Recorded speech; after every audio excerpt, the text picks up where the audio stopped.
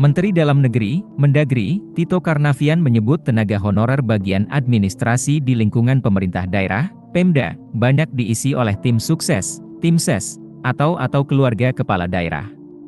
Pernyataan ini Tito sampaikan di depan puluhan kepala daerah yang dikumpulkan dalam acara penguatan aparat pengawasan intern pemerintah, APIP, di kantor Kementerian Dalam Negeri, Kemendagri, Pusat. Saat itu, Tito tengah menyinggung persoalan anggaran Pemda yang banyak dihabiskan untuk belanja pegawai, salah satunya honorer. Ini tenaga administrasi ini rata-rata adalah tim sukses atau keluarganya kepala daerah atau pejabat di situ, kata Tito saat menyampaikan paparannya di kantor Kemendagri Pusat, Jakarta Pusat, Rabu, 13 September 2023. Tito mengatakan, pihaknya tidak mempersoalkan keberadaan tenaga honorer spesialis seperti tenaga kesehatan, perawat dan guru. Namun, pegawai honorer bagian administrasi yang berlatar belakang tim ses atau keluarga kepala daerah ini tidak memiliki kerja yang jelas. Jumlah mereka terus menumpuk ketika dilaksanakan pemilu kepala daerah selanjutnya, pilkada, dan kepala daerah di wilayah itu diganti. Mereka membawa orang-orang baru yang berlatar belakang tim ses atau keluarga sendiri. Dikasih kerjaan, jam 8 masuk, tidak punya keahlian, jam 10 sudah ngopi-ngopi, sudah hilang, tutur Tito. Ganti pilkada, ketemu pejabat baru, tim suksesnya masuk lagi, terus numpuk jumlah tenaga honorer yang tidak punya keahlian khusus, tambahnya. Tito menuturkan, banyaknya tenaga honorer menjadi salah satu modus yang dilakukan kepala daerah untuk melambungkan anggaran belanja pegawai.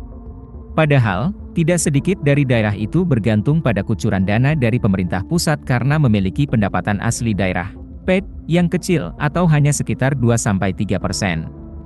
Tito mencontohkan, terdapat daerah yang menganggarkan belanja operasional 67% dari APBD. Sementara, 90% keuangan Pemda itu bersumber dari pemerintah pusat. Mirisnya, sebanyak 90% dana itu sebagian besar digunakan untuk belanja pegawai mulai dari gaji, tunjangan, dan lainnya. Dan ini ada modus yang lain yang memang harus diselesaikan, ini cukup mendasar ini, yaitu banyaknya tenaga honorer, kata Tito. Tito mengamati, daerah-daerah yang bergantung pada transfer dari pemerintah pusat, anggarannya tersedot ke belanja pegawai yang tidak memiliki keahlian khusus. Selain itu, mereka juga membuat banyak program kegiatan yang operasionalnya disalurkan untuk pegawai. Belanja modal yang betul-betul menyentuh untuk rakyat, membangun jalan, mungkin cuma 15–20%, jadi tidak ada kemajuan apa-apa, kata Tito. Tito menekankan, APIP mesti masuk lebih dalam dan memantau berbagai perencanaan instansi pemerintah tempat mereka bertugas. Menurut Tito, APIP memiliki fungsi yang strategis untuk mencegah terjadinya tindak pidana oleh instansi atau kepala daerah terkait. Mereka diharapkan tidak hanya mengaudit masalah pidana di instansi terkait, melainkan seperti mutasi, perilaku anggota, hingga efisiensi anggaran.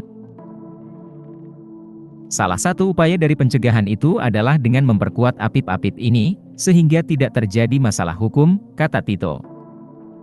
Prinsipnya bagaimana kita memperkuat pencegahan, lanjutnya.